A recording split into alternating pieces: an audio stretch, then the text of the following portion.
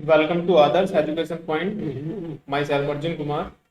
पहले चैप्टर का कुछ कोर्स हम शेष रह गया था जो हम लोग अभी स्टार्ट कर रहे हैं। तो इसमें पहला टॉपिक है आपका sources.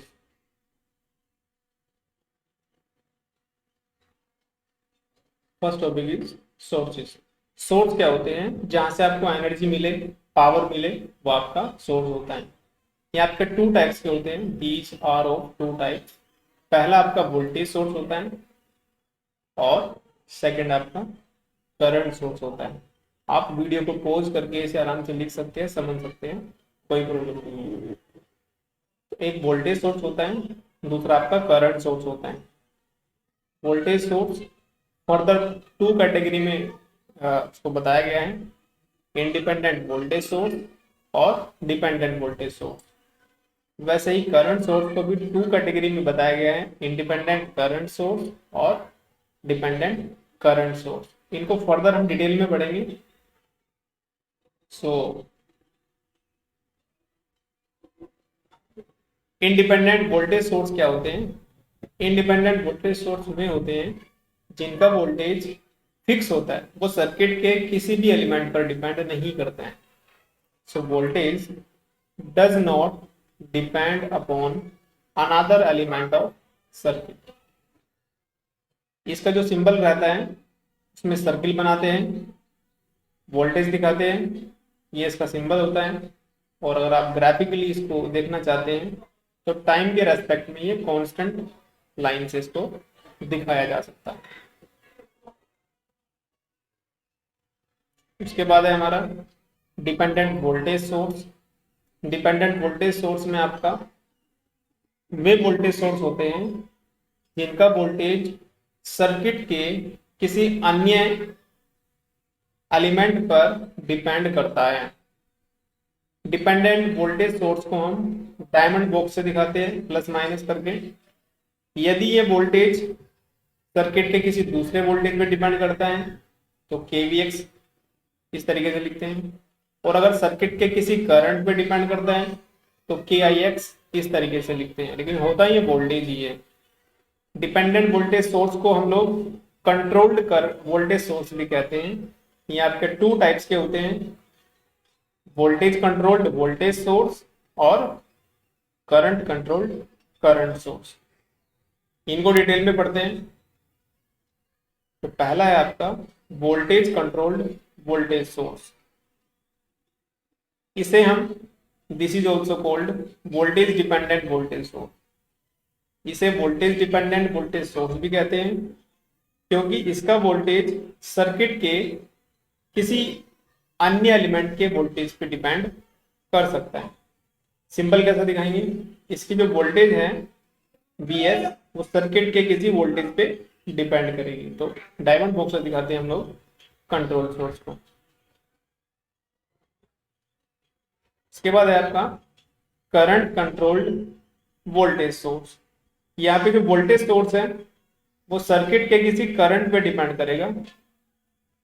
This is also called current dependent voltage source. इसे करंट डिपेंडेंट वोल्टेज सोर्स भी कहते हैं और इसका जो वोल्टेज है वो सर्किट के किसी एलिमेंट के करंट पे डिपेंड करता है। इसीलिए हमने वोल्टेज VS बराबर KIX, मतलब जैसे जैसे IX घटेगा बढ़ेगा इस वोल्टेज का मान भी चेंज होगा। इसके बाद है आपका independent current source. Independent current source fix current source होते हैं, इनका वैल्यू सर्किट के किसी एलिमेंट पे डिपेंड नहीं करता है। ठीक है, इसको सर्किल के अंदर एरो से दिखाएंगे और ये इसका ग्राफ होता है, टाइम के साथ में इसका फिक्स वैल्यू में मिलता है। इसके बाद है आपका dependent current source. Dependent current source को कंट्रोल्ड करंट सोर्स भी कहते हैं, जैसे कि मैंने फर्स्ट लाइन में लिखा है। और इसमें जो करंट होता है वो सर्किट के किसी अन्य एलिमेंट पे डिपेंड करता है। अन्य एलिमेंट पे मतलब किसी एलिमेंट की वोल्टेज पे भी डिपेंड कर सकता है और करंट पे भी डिपेंड कर सकता है। जब क्वेश्चंस करेंगे वहां पे पूरा बात आपको समझ में आएगा। ठीक है ना? अब इसका जो सिंबल रहेगा ये डायमंड बॉक्स के अंदर करंट एरो को दिखा देंगे, ये करंट सोर्स को रिप्रेजेंट करता है आई एस। यदि ये करंट वोल्टेज पे डिपेंड करेगा तो के वी एक्स, और अगर ये करंट पे डिपेंड करेगा तो के आई एक्स। इसीलिए इसके दो टाइप्स होते हैं, वोल्टेज कंट्रोल्ड करंट सोर्स और करंट कंट्रोल्ड करंट सोर्स। इनको इंडिविजुअली हम लोग समझते हैं। तो वोल्टेज कंट्रोल्ड करंट सोर्स, इसमें जो करंट है वो वोल्टेज पे डिपेंड करेगा, इसे हम वोल्टेज डिपेंडेंट भी कह सकते हैं। ठीक है, इसमें जो करंट है वो किसी एलिमेंट की वोल्टेज पे डिपेंड करेगा। तो यहाँ पे जो करंट है आप देख रहे होंगे वो वोल्टेज पे डिपेंड करेगा। इसको डायमंड बॉक्स के अंदर एरो से दिखाएंगे। इसके बाद है करंट कंट्रोल्ड करंट सोर्स। इसमें जो करंट है वो किसी सर्किट के किसी एलिमेंट की करंट पे डिपेंड करता है, इसलिए इसको करंट डिपेंडेंट करंट सोर्स भी कहते हैं। ठीक है, तो यहाँ पे जो करंट है वो सर्किट के किसी एलिमेंट के करंट पे डिपेंड करता है। तो आई एस इक्वल टू के आई एक्स, ऐसा करके इसको दिखाया जाता है। इसके बाद हम लोग देखते हैं कैरेक्टरिस्टिक ऑफ एलिमेंट। इसमें पहला है आपका unilateral and bilateral element. Unilateral element वे होते हैं जिनमें करंट केवल एक ही डायरेक्शन में फ्लो कर सकता है। यूनि डायरेक्शनल ही इसमें पॉसिबल होता है। Unilateral elements are those in which current can flow only in one direction. जैसे आपका डायोड है, डायोड में क्या होता है, ये डायोड जो मैं यहाँ पे बना रहा हूँ, डायोड में क्या होगा, करंट केवल इस डायरेक्शन में जाएगा। ठीक है, इसमें नहीं जा पाएगा। तो इसलिए डायोड क्या है आपका यूनि डायरेक्शनल। ऐसे आपका ट्रांजिस्टर भी होता है, करंट केवल एक ही डायरेक्शन में सही से फ्लो करेगा, दूसरे डायरेक्शन में करेगा तो उसका कैरेक्टरिस्टिक्स चेंज कर जाएगा। बाइलेटरल एलिमेंट वे होते हैं जिनमें करंट आपका दोनों डायरेक्शन में फ्लो कर सकते हैं। जैसे रेजिस्टेंस में आप किधर से भी लगा दो कोई दिक्कत नहीं आएगी। इंडक्टेंस है, दोनों डायरेक्शन में उतना ही काम करेगा। कैपेसिटेंस है, उतना ही काम करेगा। आपका ट्रांसमिशन लाइन है जिसमें से बिजली घर से आपके घरों में लाइन आती है, आप उसको उल्टा भी करेंगे तो कोई चेंज नहीं आएगा। तो bilateral element are those in which current can flow in both the direction. अब हम इसे ग्राफ के द्वारा कैसे समझेंगे, तो आओ उसको थोड़ा ग्राफिकली समझ लेते हैं। Unilateral and bilateral by B I graph. तो ग्राफ से हम इसे कैसे देखेंगे, थोड़ा सा वो देख लेते हैं। चलिए, अगर वी आई ग्राफ में अपोजिट क्वाड्रेंट में, एक तो ये क्वाड्रेंट है, इसके अपोजिट कौन सा, ये वाला, अगर दोनों क्वाड्रेंट में कैरेक्टरिस्टिक्स एक जैसी है देन इट इज बाइलेटरल। जैसी कैरेक्टरिस्टिक्स आप इस वाले नंबर 1 क्वाड्रेंट में देख रहे हो, अपोजिट वाले में भी सेम है, अपोजिट वाले में भी कैरेक्टरिस्टिक्स सेम है, so it is bilateral element. अगर किसी एलिमेंट की V I characteristics opposite quadrant में भी सेम है, इट इज बाइलेटरल। अगर अपोजिट क्वाड्रेंट में अलग है, देखिए क्वाड्रेंट आपका हुआ, इसके अपोजिट सेकंड क्वाड्रेंट हुआ, दोनों में कैरेक्टरिस्टिक्स अलग अलग है, सो इट इज यूनिलेटरल। ठीक है, इसके बाद आपका है active and passive element. Active element क्या होते हैं, देखिए जो एलिमेंट पावर को डिलीवर कर सके वो आपके एक्टिव एलिमेंट होते हैं। ठीक है, जो एलिमेंट पावर को डिलीवर कर सके वो एक्टिव एलिमेंट होते हैं। जैसे बैटरी है, बैटरी क्या करेगी, पावर दे सकती है ना सर्किट में, तो ये एक्टिव एलिमेंट हुआ। जनरेटर भी क्या करेगा, पावर दे सकता है, so it is active element. अब देखिए कैपेसिटर आपका एक्टिव एलिमेंट नहीं होता, कुछ संधारित्र होता है, कैपेसिटर होता है, वो आपका एक्टिव एलिमेंट नहीं होता। कारण क्योंकि ये थोड़े समय के लिए चार्ज होता है फिर डाउन हो जाता है, इसलिए ये एक्टिव एलिमेंट की कैटेगरी में नहीं रखा था। पैसिव एलिमेंट क्या होंगे, पैसिव एलिमेंट्स वे होते हैं जो पावर नहीं दे सकते, जो लंबे समय तक पावर नहीं दे सकते, या जो पावर को एब्जॉर्ब करते हैं, वे आपके पैसिव एलिमेंट होते हैं। तो passive elements are those in which absorb और can not deliver the power. जैसे रेजिस्टेंस है, ये पावर को देगा नहीं बल्कि लेगा, तो पैसिव एलिमेंट हुआ। इंडक्टेंस भी ऐसे ही होता है, कैपेसिटेंस भी ऐसे ही होते हैं। आओ चलो उनको ग्राफ के द्वारा कैसे समझेंगे। चलिए, active and passive by V I graph.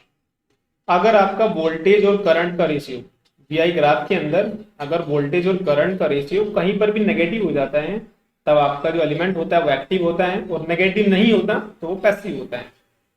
If ratio of voltage to current is negative at any point of characteristics, then element is active, otherwise it is passive। इसमें देखिए ये ग्राफ है, इस ग्राफ में ये वाला पूरा का पूरा पॉजिटिव होता है, इधर पॉजिटिव करंट होता है, और नीचे पूरा नेगेटिव करंट होता है। वैसे इधर नेगेटिव वोल्टेज होता है और इधर हमारा पॉजिटिव वोल्टेज होता है। अब देखिए ध्यान से, इस ग्राफ में आपका करंट तो पॉजिटिव है लेकिन वोल्टेज नेगेटिव हुआ, करंट पॉजिटिव है वोल्टेज नेगेटिव, अल्टीमेटली जो रेशियो आएगा वो कैसा आएगा, नेगेटिव आएगा। तो किसी भी पॉइंट पर अगर वो नेगेटिव हो जाता है then it is active, that's why it is active element का कैरेक्टरिस्टिक। इसमें देखिए ये वही अगेन, इधर आपका वोल्टेज है तो ये पूरा पॉजिटिव एक्सिस को दिखाता है, इधर पूरा नेगेटिव एक्सिस को दिखाता है। ऊपर की तरफ करंट दिखाया है तो ये पूरा पॉजिटिव करंट होता है, और नीचे की तरफ ये पूरा नेगेटिव करंट होता है। देखिए इधर भी वोल्टेज पॉजिटिव है, ऊपर भी करंट पॉजिटिव है, तो इधर तो V/I पॉजिटिव ही आएगा, कोई बात नहीं। अब इधर आते हैं, इधर आपका नेगेटिव है, इधर भी नेगेटिव है, तो दोनों ही वोल्टेज भी नेगेटिव रहेगा, करंट भी नेगेटिव रहेगा, तो अल्टीमेटली क्या आएगा, पॉजिटिव आएगा। तो पूरे ग्राफ में V/I कहीं पर भी नेगेटिव नहीं है, that's why it is characteristics of passive element. ठीक है ना। चलिए इसके बाद हमारा आता है linear and non linear element. ये क्या होता है, देखिए लीनियर दो चीजों का कॉम्बिनेशन होता है, होमोजीनियस और एडिटिव, एडिटिविटी भी इसको कहते हैं। होमोजीनियस का मतलब होता है, मान लीजिए ये कोई सिस्टम है, ये आपका क्या है, कोई सिस्टम है, इस सिस्टम में आपने एक इनपुट दिया xt, इसके करस्पॉन्डिंग आपको आउटपुट मिला yt। अब आपने इस इनपुट को किसी कांस्टेंट से बढ़ा दिया, मान लीजिए उतनी ही वैल्यू से अगर आपका आउटपुट भी बढ़ या घट जाए, उतनी ही वैल्यू से अगर आपने इसको बढ़ाया तो ये बढ़ना चाहिए, घटाया तो घटना चाहिए। ठीक है, सेम सिस्टम है, देन इट इज होमोजीनियस, मतलब जितना चेंज आप इनपुट में कर रहे हैं उतना ही चेंज अगर आपका आउटपुट में मिल जाए देन इट इज होमोजीनियस। अब एडिटिविटी क्या होती है, मान लीजिए आपने किसी सिस्टम में एक x1t इनपुट दिया जिसके करस्पॉन्डिंग हमें y1t आउटपुट मिलता है। अब आपने उसी सिस्टम में कोई दूसरा इनपुट दिया x2t, ठीक है, यहां से उसके करस्पॉन्डिंग हमें आउटपुट मिलता है y2t। ठीक है ना। अब उसी सिस्टम में अगर आप दोनों इनपुट को ऐड कर दे, पहले दोनों इनपुट को, तो जो आउटपुट हमें पहले मिल रहा था वो दोनों का एडिटिव मिलना चाहिए, मतलब एडिटिव इनपुट के लिए एडिटिव आउटपुट मिलना चाहिए, then it is additivity property of the system. अगर होमोजेनिटी मतलब कि ये वाली प्रॉपर्टी और एडिटिविटी मतलब ये वाली प्रॉपर्टी अगर फुलफिल हो जाती है then system is linear system. आप वीडियो को पॉज करके आराम से चीज को समझ सकते हैं। ये पूरा टॉपिक हम लोग सिग्नल सिस्टम में भी डिस्कस करेंगे, वहां पर इसके क्वेश्चंस भी करेंगे। ठीक है, तो अब हम इसको यहाँ पे ग्राफ के द्वारा समझते हैं। चलिए ग्राफ क्या कहता है, लीनियर होने के लिए आपका सिस्टम बाइलेटरल जरूर होना चाहिए। अगर वो बाइलेटरल है देन लीनियर होगा, अगर बाइलेटरल नहीं है तब वो लीनियर नहीं होगा। आप देखिए इसमें बाइलेटरल पहले पहचान लीजिए, बाइलेटरल क्या होता है, अगर अपोजिट कैरेक्टर मतलब अपोजिट क्वाड्रेंट, ये फर्स्ट क्वाड्रेंट, इसके अपोजिट ये वाला सेकंड क्वाड्रेंट, अगर फर्स्ट और सेकंड क्वाड्रेंट मतलब अपोजिट क्वाड्रेंट एक दूसरे के जो अपोजिट क्वाड्रेंट है अगर वहां पर कैरेक्टरिस्टिक सेम है then it is bilateral. Same same है ना 1 और 2 में, ये आपका बाइलेटरल होगा, इसलिए ये लीनियर भी होगा। अगर वो बाइलेटरल है देन डेफिनेटली, अगर वो बाइलेटरल है तब वो लीनियर हो सकता है। ठीक है, तो ये बिल्कुल सीधा ग्राफ जा रहा है तो ये लीनियर होगा। अब दूसरे में देखिए, दूसरे में क्या है, फर्स्ट क्वाड्रेंट ये वाला है, सेकंड क्वाड्रेंट ये वाला है। फर्स्ट क्वाड्रेंट में ग्राफ किसी और तरीके का है और सेकंड क्वाड्रेंट में ग्राफ किसी और तरीके का है, that means not bilateral so not linear, that means no linear. बात समझ में आ गई ना। वो लीनियर होने के लिए उसको बाइलेटरल होना ही पड़ेगा पहले, तब देखेंगे कि वो लीनियर है या नहीं है। तो यहाँ पर आपका ये फर्स्ट चैप्टर समाप्त होता है। कल हम लोग इस पूरे चैप्टर के chapter 1A and chapter 1B के क्वेश्चंस करेंगे। मेरी आपसे निवेदन है कि आप दोनों वीडियो को देखें और उसके बाद जो मैं इसके ऊपर क्वेश्चंस कराऊंगा वो आपको समझ में आएंगे, और अगर कोई डाउट होता है तो आप कमेंट कर सकते हैं। मैं आपको उसका आंसर जरूर दूंगा। धन्यवाद।